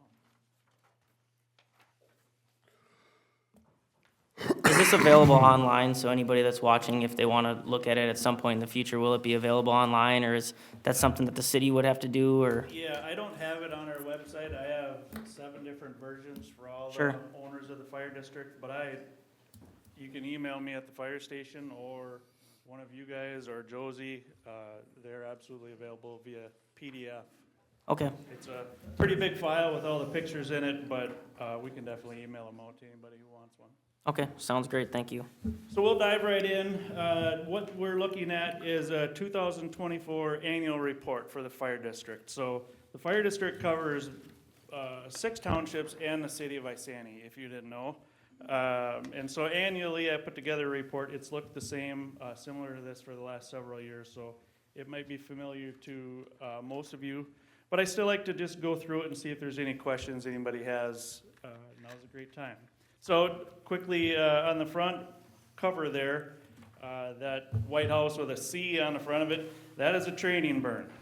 So that is a house that somebody out in Bradford Township dedicated to the fire district, to the fire department, to use as a training aid. So they empty the house out, we get it inspected, make sure there's no asbestos, et cetera, in the house. And then we file for some permits and hire an instructor and conduct a burn where we enter the house several times, probably actually 12 to 20 times, depending on the condition of the house and the size of it. And then once it's deemed no longer safe to enter, we let it burn down, which is permissible by the MPCA and the DNR as long as we're using it for firefighter training. So a little bit on that. We'll flip open to page 1. You'll see a picture of the majority of the department on a training or a meeting night we had. That's our roster as of 12/31/2024. So if any of the firefighters had, like myself, if I was at 26.9 years of service, it reports as 26. So it rounds down. These are complete years of service. You'll see some of our newer hires on there with 0 years of service because they haven't breached the 1-year mark at the time of this report. Total years of service, if you added up everybody's years combined, is 226, and our average between all of them is 8. The next report on page 2 is the entire fire district's calls broke down by the different owners of the fire district. So you'll see a simple pie graph there. The city's portion of our 562 runs is 205, so the city has the biggest piece of the pie there. The bottom of page 2, 10-year fire call volume history. I like to use this during budget setting and prep for the future, just to keep track on where we're headed and where we've been. So you see on the simple line graph that we were creeping up and up and up and up, and in 2023, our calls were pretty much cut in half, and now they've started to creep back up again, which is entirely expected. Can you explain to people that are watching or listening why, Sure. what happened there? So with these call volumes on the rise, that puts a tax on any entity when you have increase in demand for service like that.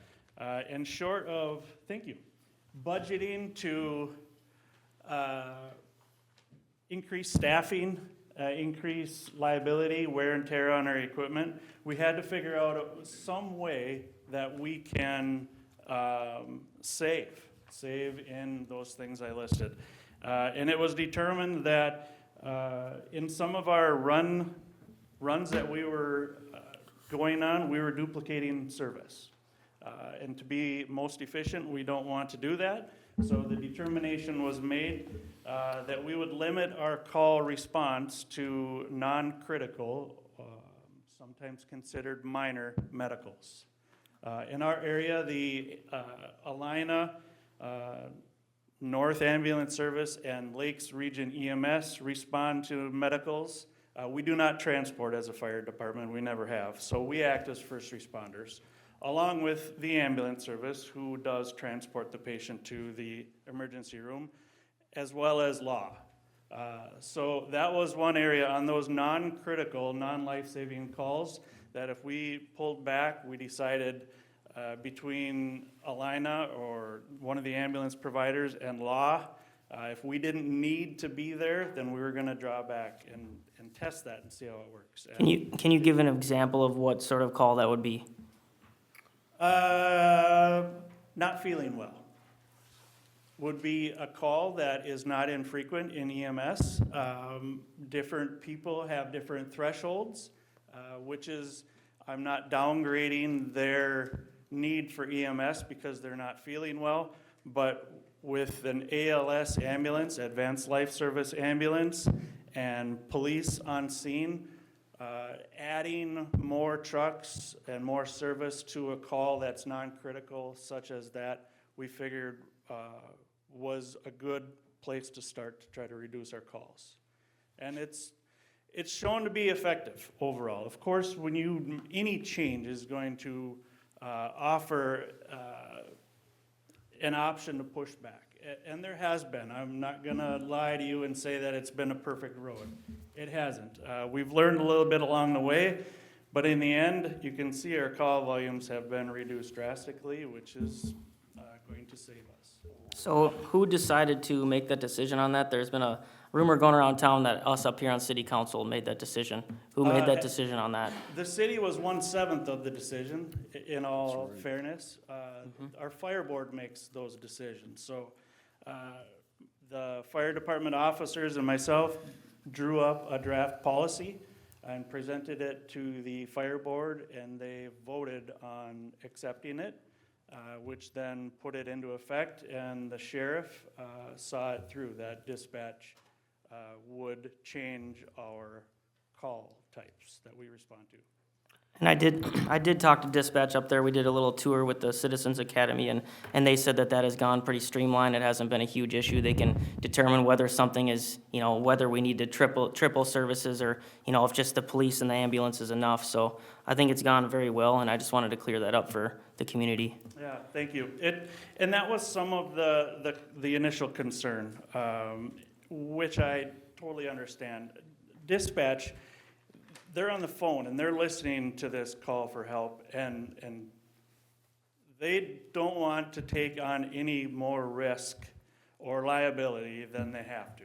So for them to triage a call over the phone is very hard and can be tricky. So to take some of that pressure off of them, I made them a list, which I shared with the sheriff, who then forwarded it to the dispatchers, to give them a basic yes or no. If they're this, then do that. If they're this, then do that. And on the bottom of it, if something doesn't feel right or if you don't know, call us. if law's out of position, if the ambulance is out of position, call us. We will go. It has happened numerous times, and we have no problem with that. So if all else fails, err on the side of caution and send fire. So it seems to be working. One thing you do have to bring up too, Al, was 2024, we had a lot of grass fires. And that's one of the reasons some of those incidents went up, that 30 incidents.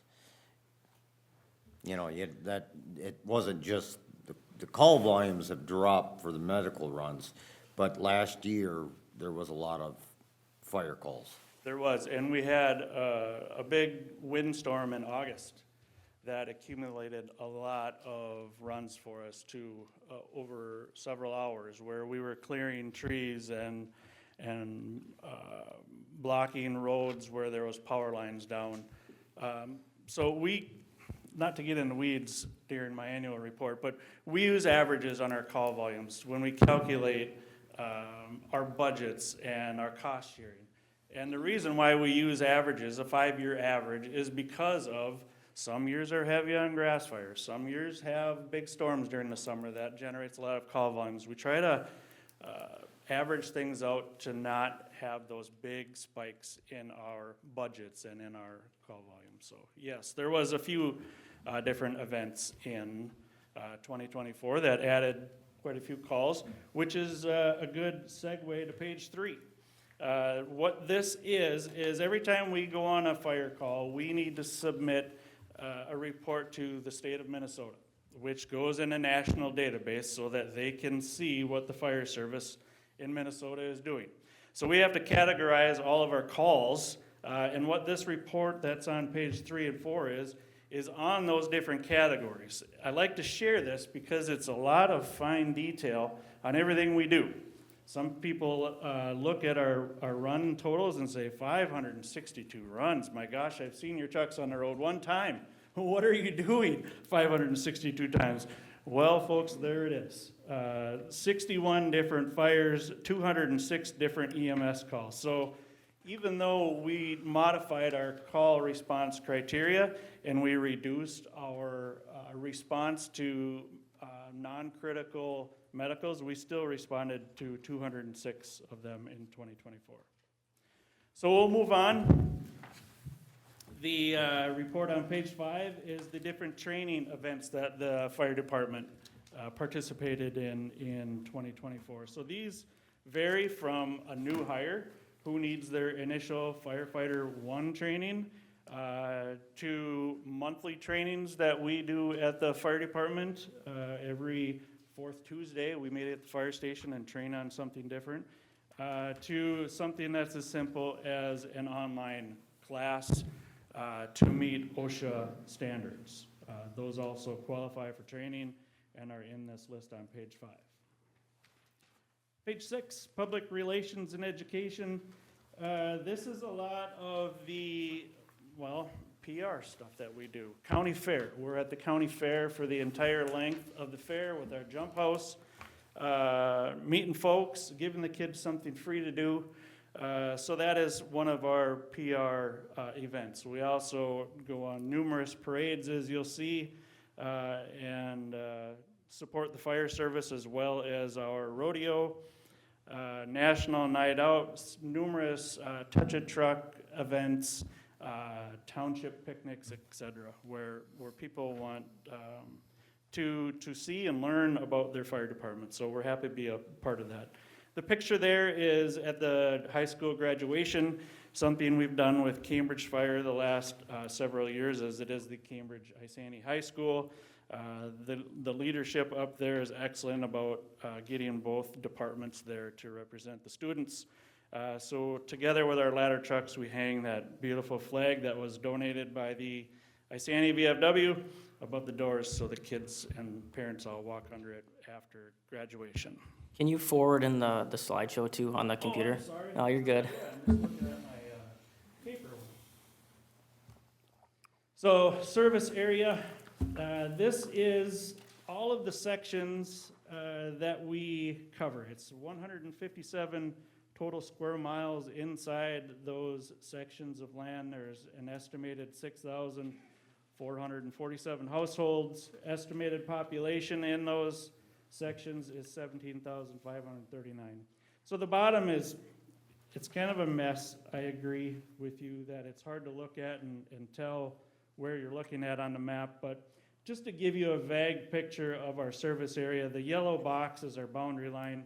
It goes as far west as beyond the middle of Spencerbrook Township. It goes as far east as the edge of Isani County there in Oxford Township. North in Isani Township, south of the South Junction, I guess we call it, where the city limits of Cambridge is, and then south to the Isani County line on 65 there. The next pages are financials, again, as of December 31st, 2024. I won't trouble you with listening to me read all those numbers, but just to note, our 24 budget was $790,720. You see we made some grant income, we had some donations, we have a few different bank accounts. We just have a general checking account. We have a capital equipment savings account, which is for our new equipment. All of our equipment, by the way, is 100% paid for. So we are in the good habit of saving up money in that capital equipment savings account and buying our equipment outright. So that equipment, or that account needs to build a little bit. It's at 142,000 and some change. And then we have a fire call savings account. That account is something we haven't used for a few years, but we used to bill for our service calls. That's one of the Joint Powers Agreement amendments that George talked about in his update that we're having discussions about, where we would bill for certain types of our call response, and then we would deposit that money into that savings account and use it to replace worn out firefighter gear. And then we have a separate account that we also keep for our water rescue equipment. Next page is our capital assets, page 9. That's all of the equipment that we own. So what does it take to build a fire department or to have a fire department? That's it. We go out and buy all that and then we can have 3 stations.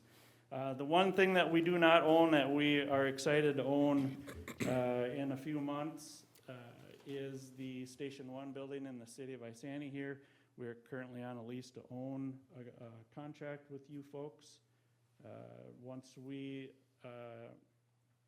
sign for that building, we will officially own all of our stations and all of our equipment debt-free. That's a big one, debt-free, saves a lot of money. Yes, sir. We're proud of that. Page 10, so the rest of the report is going to be zooming in on the city of Isani. So just to duplicate that same run type report on page 10 and 11 is what types of calls we are responding to in the city. So you see we had 8 fires, 87 EMS calls, for example, totaling 205 runs last year. Then I had to have some filler, so I added a few pictures in there, and then the last report or data on page 13 is this year. So Isani Fire in the city of Isani this year. You'll see that our budget is $779,050. The city of Isani's contribution towards that budget will total $297,526.60. So I bill the city quarterly, and you'll see there I will bill the city approximately $74,000 each quarter this year. And if you do the math, the city pays for 38% of our entire budget. And looking at your call volumes compared to our call volumes overall, we respond to 45% of our calls in the city limits. So that's my annual report. I'd be happy to answer any questions or share this with any of you via email if you would like to reach out.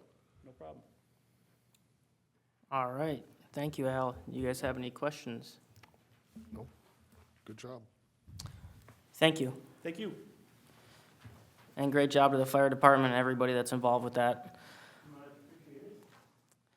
All righty, K3 ordinance amending Chapter 87, Article 1, keeping of certain animals.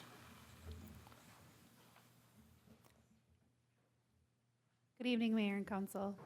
At the previously held COW meeting, Committee of the Whole meeting, it was discussed that you would increase the area allowed per chicken to 15 square feet and increase the number of chickens on any parcel 3 acres or less to 10 chickens and allow up to 20 chickens on any parcel within the city limits. On any parcel in the city limits of 3 acres or more would be 20 chickens. And so the ordinance has been posted for 10 days as is required and is before you. Motion to approve. Second. Motion to approve by Councilmember Lundin, second by Councilmember Heeman. All in favor, say aye. Aye. Any opposed? Motion carries 5-0. I think that'll be a great thing for the community and the chickens, giving them a little more space. And their bank account. And the bank account, yeah. So item K4, ordinance amending Chapter 160, Article 2, enumeration of fees. Good evening again. Also at the same meeting, staff had presented some of the fees that we currently charge for the community center, and noted that we haven't raised any of the fees since about 2013, we figure. And so after adding Wi-Fi services to the community center, which has now been installed, which is exciting, it was decided that we should update some of these fees. And those fees are before you. They have been posted for the required 10 days. And if you have any questions, feel free to ask. So with that, we had hoped to increase the fees to offset the basic operating costs of the building. And our fees were pretty low compared to the average, and I think we offer a nice service. You can use it, and you don't have to have, you can bring outside food, which is a big deal. So I think it's a good place and a fair pricing. Motion to approve. Second. Motion to approve by Councilmember Lundin, second by Councilmember Holmgren. All in favor, say aye. Aye. Any opposed? Motion carries 5-0. Item K5, the Emerald Ash Borer Ash Tree Removal Discussion. Good evening, Mayor and Council. So discussion was held at the March 18th meeting in regards to who's responsible for the ash tree removal in right-of-way areas. State statute 160.22 was referenced. Access to private property was questioned, and the legality of our ordinance 264. So staff reached out to our city attorney, Joseph Langle, for clarification and assistance on that matter, and you see in front of you his response on that. So if you have any questions on that on that, I refer you to the attorney on any questions on the state statute. I reached out to a couple different people in regards to a recommendation was made to do an ash tree inventory, so you know how many ash trees we have, which ones are infected, and that was $75,000 to $10,000 depending upon how far you want to go with it. I reached out to tree removal, treatment for the ash borer, and tree replacement if we decided to go that route. So looking for a recommendation. So my first question is, I know there's money available through the DNR. I believe it's up to $150,000 per city for a grant for Emerald Ash Borer Remover. Have you? I think just the relief grant, that's what that grant is called, and I've been looking into that to find out when they're gonna open it up again. Okay. So right now I can't apply for that grant because it's not open right now, so I'm waiting for them to open that back up so I can apply. Okay. Well, we should have plenty of time. I mean, we can't even cut any trees down starting May 1st. So May 1st to October 1st, the Department of Agriculture recommends that we do not cut down any trees during that time period. But, yeah, so it might give us some more time to find out if we'll have more money. Yeah, it's, it has spread in the last year a long ways, where before the quarantine was Highway 95, and now it's all the way to Brainerd around Duluth. I mean, it's really spread fast. How often do you see these grants come through? Is it a yearly thing, or you just? I've been looking for a long time, and that's the only one I can find. Sure. Yeah. Well, I have a feeling they're gonna realize that they don't have enough funding because $150,000, and they only have 2.1 million total to give. I mean, that's only what is that, 14 cities or something, that's gonna go fast. How many trees total do we have in a boulevard that are ash? You know, I drove around today, I took a rough estimate a year ago and I figured 400. 400? The more I drive around, the Yeah, more but ash now, trees I see. was that the boulevard or was? Yes, that was in the right of way.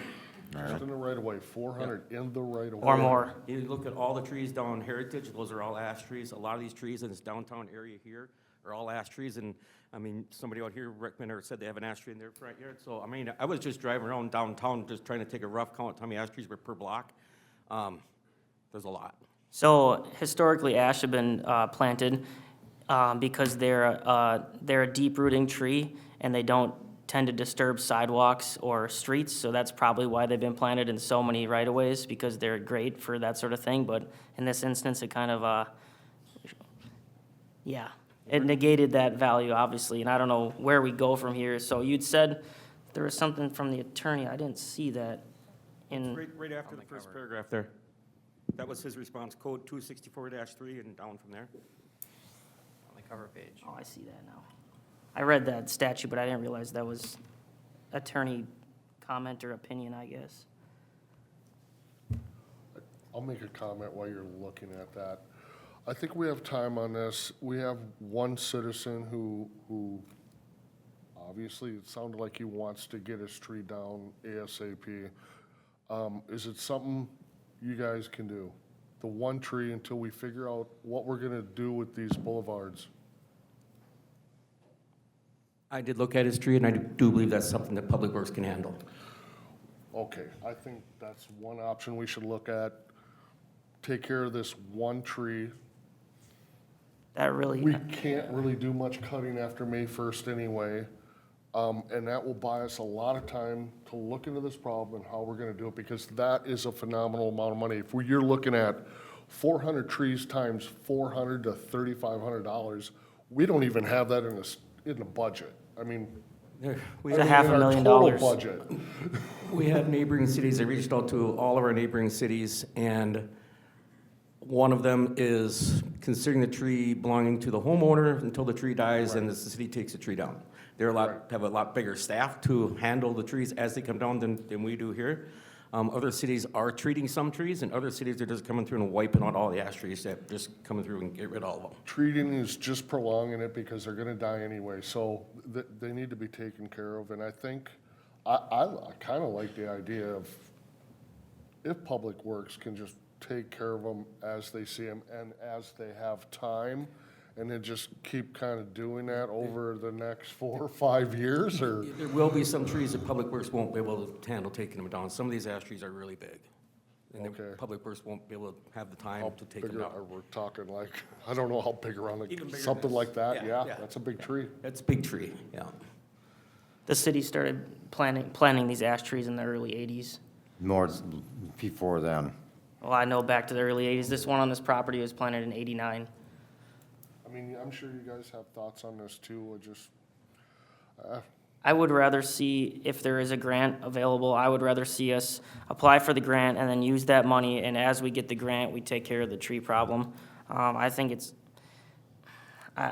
just a hard thing to push $500,000 of tree removable on 7,500 people.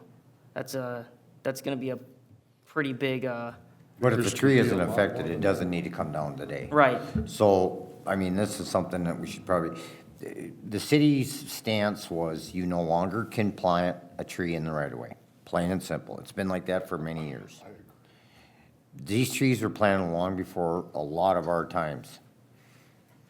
And back then, it wasn't a question. You know, people wanted to see that. They wanted that. Now, they don't want to be responsible for it.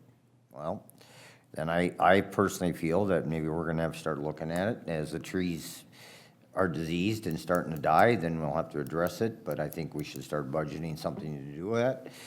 I'm only talking about removing in the right of way, nothing beyond that. If it's in their yard, it's not our issue. I would like to look at this a lot more deeply. I mean, if you're saying, Steve, I mean, I can look at it two different ways, but if the city planted them in the 80s and the people bought the house in 2010, and those trees were there, and they didn't have a problem at that time. What I'm I saying, have but more- the city didn't plant in their yard, they only planted in the right of way.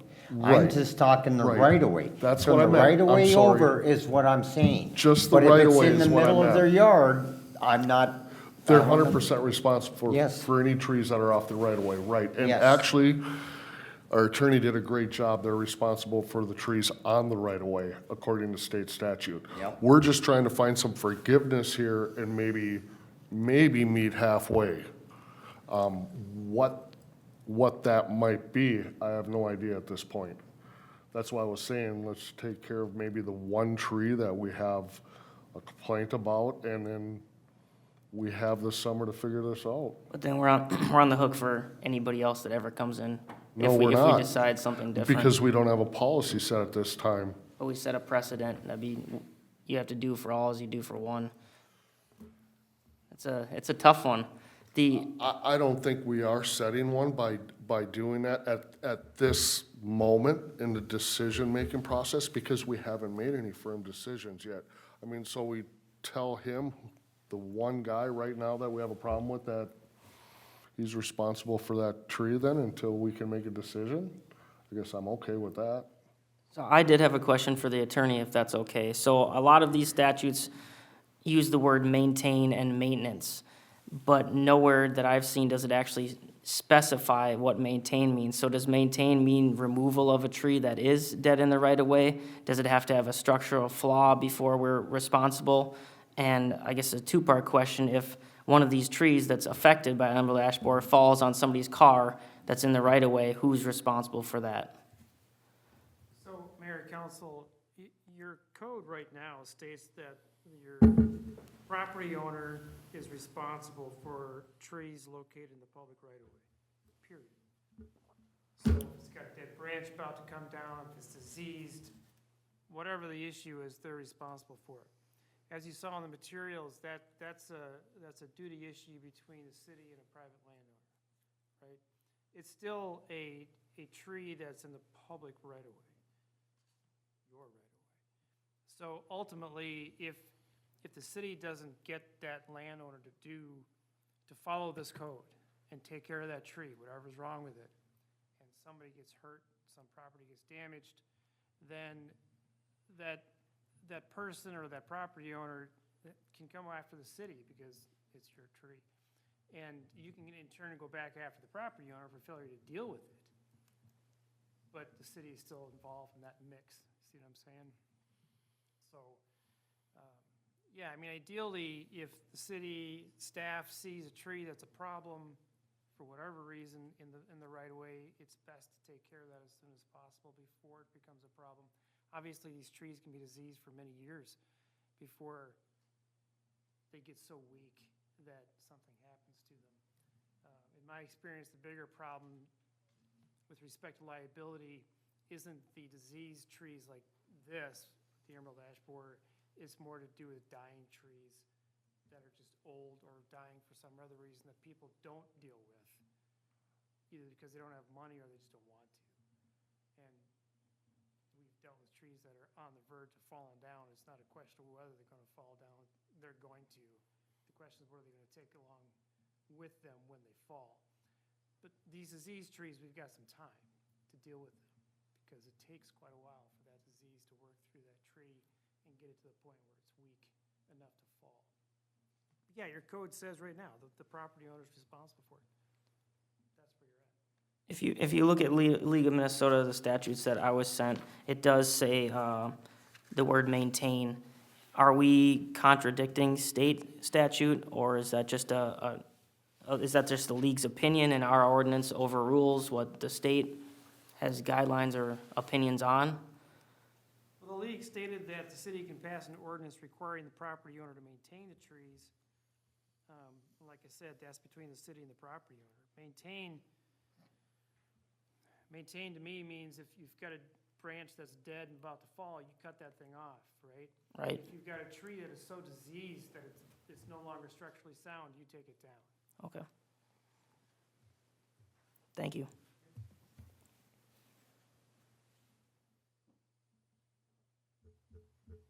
He had cited the article, or I'm sorry, the email from the LMC. Did you have a chance to review that? And do you know where that went awry? I don't think it went awry. I think if you're talking about this, No, there's an email from the LMC from Storley that's citing that article, and yeah, it has it's a the same pen. language. She's citing the language out of this article. It states that while the city can pass an ordinance requiring the landowner to maintain trees in the right-of-way, that has a duty owed to the city, not the general public. So the city can still be held liable for injuries to third parties and property damage. That's out of this, that's out of the article. It's based on state law, it's based on, common law.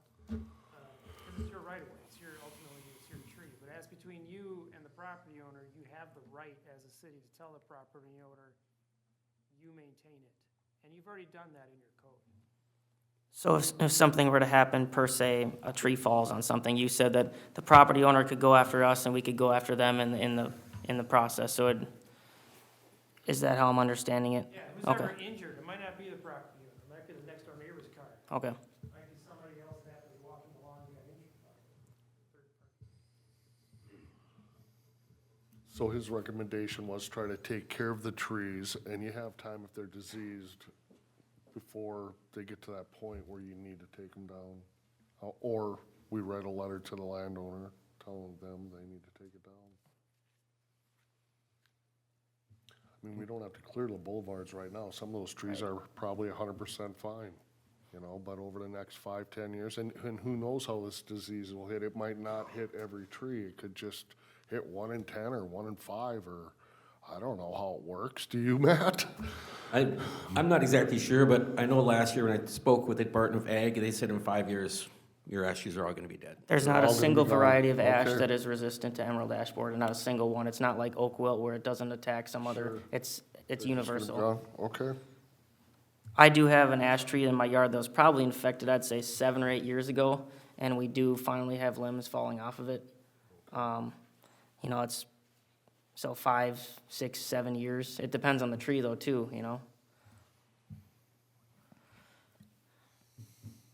Jeff or Steve, anything else? I think we should move this to Cow, because we're gonna have a lot more discussion on it, and I see the attorney has some recommendations for our policies. So I think we're gonna have to take that on. So I would say let's ask the attorney our questions now, and then bring it to committee of the whole in 2 weeks. Because we gotta start doing something about it. I'm good with that. I'm good with that. But according to the attorney, I mean, we would have to, I guess we don't have to change ordinance to help landowners, but right now, it falls on them and state statute both, which is unfortunate, and maybe, in Cal, we can find something in between. And I did just want to remind people that about 1.5 years ago, we did make that ordinance better, because previously it was written that if there was an infected tree with something like this, the city had the right to go in and remove the tree and then bill the homeowner for that service without even getting their permission. So we did change the language to be significantly more friendly to residents, so they could choose if they wanted that done or not. So it is better, but obviously there's still work that needs to be done. So I'd like a motion that we move this to Cow. Committee of a whole. Second. Motion by myself, second by Councilmember Holmgren. All in favor, say aye. Aye. Any opposed? Motion carries 5-0. Thank you. K6, resolution to consider authorizing ad for bid for the well for improvements. Jason. Thank you, Mr. Mayor, members of council. So this is, I guess, time to move the well 4 project into the bidding phase. After some evaluation, we determined we weren't gonna need a well house, which was included in the original budgeting amount.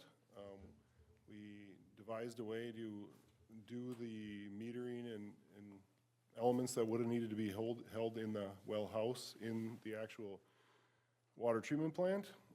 So we're estimating that that's gonna come in about $500,000 less than we had budgeted. Yeah. We also are recommending to bid this in 2 parts. just the well drilling itself, and then the rest of the pipe and site work. So what you have before you is just a resolution to authorize advertising for bid for the two parts bid separately. So the fact that, you know, we were up here asking all these questions and trying to get any creative solution saved a $500,000, basically, with your guys' work. Sure. Okay, $500,000, that's a good savings on that. So is there any significant drawback to not actually building the physical well house that would cost us a $500,000? Well, I believe it's gonna fit fine in the current water treatment plant, but there is gonna be that more elements in the existing space, so it's taking up some of the existing space that's in the treatment plant, but I believe it was figured out how it would fit out of the way, so. Thanks. Awesome. So that's an extra $500,000 we have towards long-term investments, like another water tower, or really whatever. Awesome. Motion approved. Second. Motion by Councilmember Lundin, second by Councilmember Holmgren. All in favor, say aye. Aye. Any opposed? Motion carries 5-0. Great work, Jason and crew. Thank you. K7, resolution to consider approving special event permit for the Rum River Rods. Good evening again, Mayor and Council. A special event permit application has been submitted by Rum River Rods for their 14th annual Summer Spectacular Car Show.